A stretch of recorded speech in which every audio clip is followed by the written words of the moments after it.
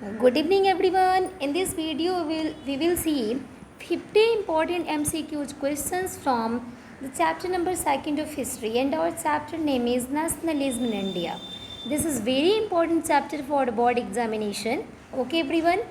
तो जिस भी बच्चे को ये मिलेगा वीडियोस देखने के लिए, वो डेफिनेटली अपने क्लास 10th के फ्रेंड के साथ इस वीडियोस के लिंक को डेफिनेटली शेयर कर देंगे. ठीक है, आइए हम लोग बिना देरी किए हम लोग क्वेश्चन से स्टार्ट करते हैं. ठीक है, क्योंकि थोड़ा हम लोग का जर्नी जो है वो लॉन्ग होने वाला है, क्योंकि टोटल 50 क्वेश्चन है इसमें. ठीक है, और एक काम और करेंगे आप लोग, क्योंकि नोट्स आपने पढ़ रखा है, इस चैप्टर्स को पहले पढ़ रखा है, इंपॉर्टेंट नोट्स भी आपने कवर किया हुआ है. तो एक बार मेरे आंसर्स बोलने के पहले ना आप लोग खुद भी आप क्वेश्चंस पढ़ के आंसर्स देखोगे कि आपसे इस 50 क्वेश्चंस में कितने आंसर आपसे सही हो रहे हैं, और जितने भी 50 में से आपके आंसर सही होंगे आप डेफिनेटली कमेंट सेक्शन में जाके लिखोगे अपना नेम, और जो भी आपका नंबर होता है स्कोर कर रहे हो 50 में से, वो डेफिनेटली आप करोगे कि आप टोटल अगर 47 स्कोर किया तो 50 आउट ऑफ 47 डेफिनेटली आप ऐसे करके कमेंट सेक्शन में आप लिखोगे, ताकि मुझे भी पता चल जाए. क्योंकि इतने सारे क्वेश्चंस क्लास में कराना पॉसिबल तो नहीं है, क्योंकि एक लिमिटेड आपको टाइम मिलती है टीचर्स को क्लास में. तो इसलिए आप लोग डेफिनेटली इस वीडियो को देखिए, ताकि आप लोग के चैप्टर्स भी रिवीजन हो जाएंगे और इम्पॉर्टेंट क्वेश्चंस भी कवर हो जाएंगे. Okay everyone, let's start. Question number first is, who among the following was associated with the Satyagraha movement in India? Then correct answer will be option number B, Mahatma Gandhi. Okay everyone. Next question is, Mahatma Gandhi returned to India from South Africa in, what is the correct answer? Which is the correct option in this given option? Then correct answer will be option number B. Okay everyone. The Champaran Satyagraha of 1917 was related to, which is the correct answer everyone? The correct answer will be indigo cultivators. Okay everyone. Next question is, the Kheda Satyagraha was organized in which district? Kheda district. Okay, and Kheda district is situated in which state? And Kheda district is situated in Gujarat state. Okay everyone. Next question is, the Ahmedabad Mill Workers Satyagraha took place in, option number C, 1918. Okay everyone. Next question is, the Rowlatt Act was passed in which year? The correct answer will be 1919, option number C. Next question is, the Rowlatt Act allowed the British government to increase taxes, no, arrest political prisoners without trial. This is the correct answer. Okay. Next question is, the Jallianwala Bagh massacre took place on 6 April 1919, no, 13 April 1919, yes. This is absolutely correct answer. Okay everyone. Next question is, who ordered the firing at Jallianwala Bagh? Who ordered? The incorrect answer will be General Dyer. Okay everyone. Next question is, the Khilafat movement was led mainly by Ali brothers, Nehru brothers, Lal Pal Pal. लाल पाल पाल का मतलब होता है बच्चों लाला लाजपत राय, बाल गंगाधर तिलक, बिपिन चंद्र पाल. ठीक है. Tagore brothers, no, correct answer will be Ali brothers, Muhammad Ali and Shaukat Ali. Next question is, the non-cooperation movement was adopted at the Congress session held at. The non-cooperation movement was adopted at the Congress session held at Lahore, no, Nagpur, yes. Nagpur is absolutely correct option. Okay everyone. Next is, the non-cooperation movement was launched in which year? Then correct answer will be, non cooperation movement कब launch हुआ था बच्चों? 1920 में. ठीक है. The non cooperation movement was withdrawal because of the, आपको पता है ना क्यों विथड्रॉल कर लिया गया? क्यों कर लिया गया बच्चों? इसका इंसिडेंट इसका रीज़न क्या था नन कोऑपरेशन मूवमेंट का विथड्रॉल करने का? तो इसका जो मेन कॉज था बच्चों वो चौड़ी चौड़ा इंसिडेंट था. ठीक है. एंड चौड़ी चौड़ा किस डिस्ट्रिक्ट में पड़ता है बच्चों? तो आपका ये पड़ता है गोरखपुर डिस्ट्रिक्ट, जो कि कहाँ पे है? ये यूपी का एक डिस्ट्रिक्ट है और उसी में एक जगह है बच्चों चौड़ी चौड़ा। द चौड़ी चौड़ा इंसिडेंट अकर्ड इन, मतलब चौड़ी चौड़ा जो इंसिडेंट है वो किस स्टेट में पड़ेगा? तो ये यूपी में पड़ेगा, ठीक है, Uttar Pradesh. The non cooperation movement aimed primarily at, non cooperation movement का जो प्राइमरी एम था बच्चों वो क्या था? तो वो एम था बच्चों achieving swaraj through non violent means non violent use करके हमें क्या करना है? स्वराज को अचीव कर लेना है। सपोर्टिंग ब्रिटिश रूल तो बिल्कुल नहीं होगा। इस्टेब्लिशिंग अ मोनार्की बिल्कुल नहीं है। Supporting the relative no, correct answer क्या हो जाएगा? Option number B. Which of the following was part of the non cooperation programme? इसमें से बच्चों which of the following was part of the non cooperation programme, इसमें से कौन सा पार्ट है जो नन कोऑपरेशन प्रोग्राम का पार्ट है? तो promotion of foreign goods, no, इसमें तो बॉयकॉट किया गया था ना बच्चों, boycott of government schools and college, this is the correct option. Okay, the civil disobedience movement began with the, civil disobedience movement कहाँ से स्टार्ट हुआ था बच्चों?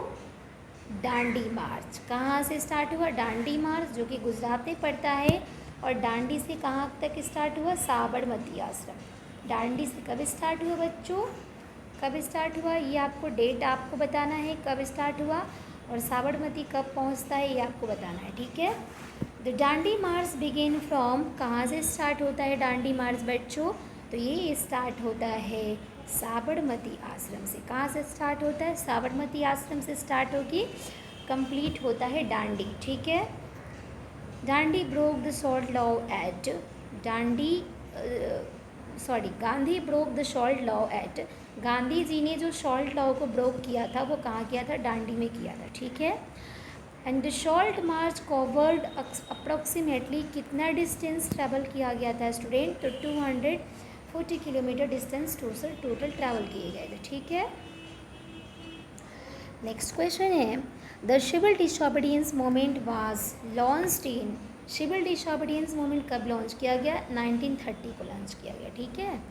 And the Lahore Congress session of 1929 was presided ऑर्डर बाय, किसके द्वारा हुआ था बच्चों? जवाहरलाल नेहरू के द्वारा हुआ था, ठीक है। कंप्लीट फ्रीडम के लिए हुआ था, बट ऐसा हुआ नहीं बच्चों, ठीक है। 26 जनवरी 1930 को बोला गया था कि इंडियंस को कंप्लीट फ्रीडम मिल जाएगा लाहौर सेशन के थ्रू, बट ऐसा हुआ नहीं, ठीक है। तो इसके जो प्रेसिडेंट किसके द्वारा किया गया था? तो ये किया गया था पीटी नेहरू, ठीक है। The Lahore Congress declared the demand for dominion status, no. Purna Swaraj, yes, ये लोग चाहते थे complete freedom. Okay everyone, 26 January 1930 was celebrated as Independence Day. ऐसा सभी ने सोचा था कि हम लोग 26 जनवरी 1930 को एज इंडिपेंडेंस डे सेलिब्रेट करेंगे, क्योंकि लाहौर सेशन जब होगा तो हमें ब्रिटिशर्स के थ्रू कंप्लीट इंडिपेंडेंस मिल जाएगा और हम उस दिन इंडिपेंडेंस डे सेलिब्रेट करेंगे, लेकिन ऐसा हुआ नहीं, ठीक है। The Gandhi pact was signed in, कब साइंड हुआ बच्चों? ये आपको साइन होता है 1931 में होता है। एग्जैक्ट डेट आई थिंक 5 मार्च 1931 होगा, एक बार आप लोग देख लेंगे, ठीक है। Who represented the Congress at the second round table conference, second round table conference में कांग्रेस को कौन लीड कर रहा था बच्चों? तो वो कर रहे थे महात्मा गांधी। पता है ना, जो फर्स्ट जो गांधी इरविन पैक्ट हुआ मार्च में 1931 में, तो उसमें क्या हुआ, जो भी प्रिजनर्स थे उसको रिलीज़ कर दिया गया। महात्मा गांधी ने सिविल डिसोबीडियंस मूवमेंट को विड्रॉ किया, कुछ दिन के लिए सस्पेंड कर दिया गया, और उन्होंने एक्सेप्ट किया कि सेकेंड राउंड टेबल कॉन्फ्रेंस में पार्टिसिपेट करेंगे। इसके लिए उन्होंने लंदन गए भी, लेकिन वहाँ पे भी इनको कुछ भी नहीं हुआ। अपने वाले लैंग्वेज में बोलते मुंह लटका के आना, वैसे आ गए थे, क्योंकि इनकी कोई भी डिमांड को नहीं सुनी गई थी वहाँ पे। और रीलॉन्च किए थे Mahatma Gandhi civil disobedience movement को, लेकिन फिर से 1934 में उसको क्या कर लिया गया, विड्रॉल कर लिया गया था, ठीक है बच्चों।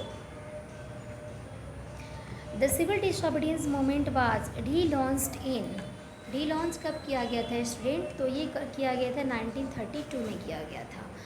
The movement of the plantation workers in the Assam was associated with,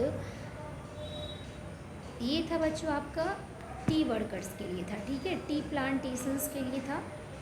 and in the plantations workers were not permitted to leave the tea gardens without permission, इसके लिए प्रोटेस्ट चल रही थी, ठीक है। The inland immigration act of 1859 was related to, किससे related है? तो प्लांटेशन वर्कर से रिलेटेड है, ठीक है बच्चों। The Awadh peasant moment was lead by, Awadh का जो पीजेंट मोमेंट है वो उसको कौन लीड कर रहे थे? तो कर रहे थे Baba Ramchandra. Baba Ramchandra was associated with the, किससे? बाबा रामचंद्र जो थे बच्चों उनका एसोसिएटेड किससे थे बच्चों? तो पीजेंट मोमेंट इन अवध से, इससे एसोसिएटेड थे। ट्राइबल मूवमेंट इन आंध्र प्रदेश, तो इसमें कौन था? अल्लूरी सीताराम राजू। मिल वर्कर्स मूवमेंट में महात्मा गांधी और खिलाफत मूवमेंट में अली ब्रदर्स थे, ठीक है, जिसमें मोहम्मद अली और शौकत अली का नाम आता है। The peasants of Awadh demanded, Awadh के पीजेंट्स क्या डिमांड कर रहे थे बच्चों? तो रेवेन्यू को कम करने के लिए रिडक्शन ऑफ रेवेन्यू की बात कर रहे थे। The tribal peasants of the Gudem hills were lead by, जो ट्राइबल पीजेंट्स थे वो गुडिम हिल्स पे जो चल रही थी वो मूवमेंट्स या प्रोटेस्ट, उसको लीड कौन कर रहे थे? तो वो कर रहे थे Alluri Sitarama Raju. Alluri Sitarama Raju was associated with the tribal movement in Andhra Pradesh, जो कि गुडिम हिल्स पे था, ठीक है, गुरिल्ला वारफेयर चल रही थी।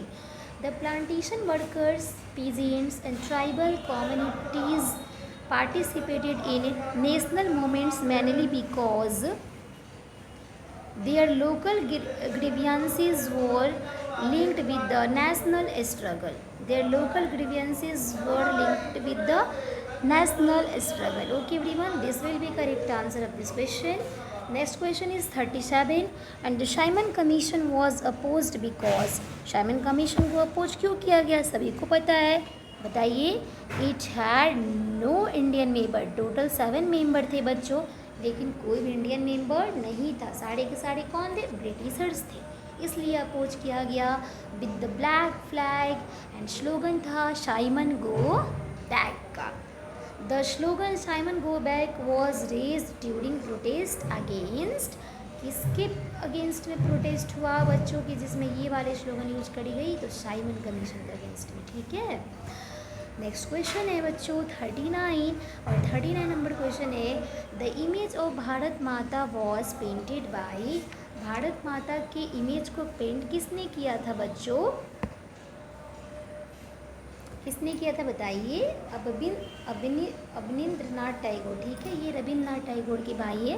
और सबसे फर्स्ट टाइम किसने पेंट किया था? आप बताइए मुझे, फर्स्ट टाइम पेंट किसने किया था ये आपको बताना है कमेंट सेक्शन में, ठीक है। मैंने फर्स्ट टाइम भी बताया है कि भारत माता के पिक्चर को सबसे फर्स्ट टाइम किसने पेंट किया था, ठीक है। Bharat Mata was portrayed as a symbol of, Bharat Mata का जो पिक्चर है वो किस चीज़ को इंडिकेट करता है? तो द इंडियन नेशन को इंडिकेट करेगा, पोर्ट्रेट करता है, ठीक है। And the folklore and legends of India helped to, किस में हेल्प करेगा? Create a sense of national identity. Okay everyone, next है the tri coloured flag become an important symbol of nationalism. Nationalism के लिए जो ट्री कलर फ्लैग है बच्चों ये क्या बन गया? इम्पॉर्टेंट सिंबल बन गया, ठीक है। Next question is question number 43 which of the following was a method used by Indians to boycott foreign cloth? Then correct answer will be burning foreign cloth, this will be correct option. Number next है बच्चों 44 the boycott of foreign cloth was particularly associated with the promotion of khadi. Okay everyone, during the civil disobedience movement women participated in protest, picketing and salt activities. क्या हुआ? जितने भी liquid सॉफ्ट्स थे उसको picked कर लिया गया एंड सॉल्ट एक्टिविटीज़ में क्या करी थी? During the civil disobedience movement, women participated in protest, picketing, liquid subs and salt activities. Next question is 46. Which social group strongly supported the civil disobedience movement because of its economic interest? Then correct answer will be rich peasants communities. बच्चों आपको पता है economic interest या फिर जो भी economically support हो रही थी बच्चों, वो रिच पीजेंट्स कम्युनिटीज़ के थ्रू ही हो रही थी, या फिर जो बिजनेस क्लास थी जिनके पास बहुत पैसा था वो लोग इकोनॉमिकली सपोर्ट कर रहे थे. ठीक है. The movement in which people refused to obey certain colonial laws is known as civil disobedience movement. Okay everyone. Next question is, one important reason for the participation of business groups in the civil disobedience movement was their demand for protection against imports. imports के लिए, exports के लिए, ये सब के लिए civil disobedience में कौन पार्टिसिपेट करेगा? बिजनेस ग्रुप करेगा. डेफिनेटली यही क्वेश्चन था, तो करेक्ट आंसर आपका ई हो जाएगा. Question number 49. Which of the following best explains the idea of satyagraha? Use of physical force? No. Truth है, non-violence resistance? Yes. ट्रूथ को यूज करना है और नॉन वायलेंस को ख़त्म करना है. तो ये आपको सत्याग्रह को क्या कर रहा है? एक्सप्लेन कर रहा है. आपको सत्य के पथ पे चलना है जिसमें फिजिकल फोर्सेस यूज़ नहीं करनी है, नॉन वायलेंस यूज़ नहीं करना और इनजस्टिस के खिलाफ में आवाज़ उठाना है. ठीक है बच्चों. And the main objective of the national movement in India was to strengthen British rule, achieve freedom from colonial rule, increase British imports, establish princely rule. And question number 50 का जो आंसर है बच्चों आप बताएंगे. क्वेश्चन है कि national movement जो हो रहा था इंडिया में उसका मेन ऑब्जेक्टिव क्या था? क्या ब्रिटिश रूल को मजबूत करने के लिए हो रहा था, या फिर हमें फ्रीडम चाहिए थी कॉलोनियल रूल से, या फिर ब्रिटिश इंपोर्ट्स को इंक्रीज़ करने के लिए हो रहा था, या फिर प्रिंसली रूल को इस्टेब्लिश करने के लिए हो रहा था? तो 50 का जो आंसर होगा 50 देख कर के आप करेक्ट आंसर बताएंगे कि कौन सा आंसर सही है. तब मुझे पता चल जाएगा बच्चों कि कितने बच्चों ने हमारी बात मानी है और इस सारे क्वेश्चंस को आपने देखा है. और एक दो बार आप इसको डेफिनेटली रिवीजन कर लेना, इससे पूरे चैप्टर्स आपके रिवीजन हो जाएंगे और ये सारे क्वेश्चंस बहुत बहुत बहुत इम्पॉर्टेंट है. ठीक है. आपके पूरे चैप्टर इससे रिवीजन हो जाएंगे. नेक्स्ट वीडियो में हम लोग देखेंगे बच्चों answer writing practice of the 5 marks question. ठीक है. आंसर राइटिंग कैसे करते हैं, कैसे आंसर राइटिंग करेंगे तो बोर्ड में पूरे फुल नंबर मिलेंगे. सोशल साइंस का आंसर राइटिंग एग्ज़ाम में कैसे किया जाता है. Okay everyone, thank you very much for watching this video. आप लोग डेफिनेटली इस वीडियो को शेयर कर दीजिएगा अपने दोस्तों के साथ जो भी बच्चे क्लास 10th में होंगे. Okay, thank you very much. और अपना स्कोर डेफिनेटली बताइएगा कमेंट सेक्शन में कि आपने इस वीडियो को देखा है तो 50 में से कितने नंबर स्कोर किया है. ठीक है. Okay everyone.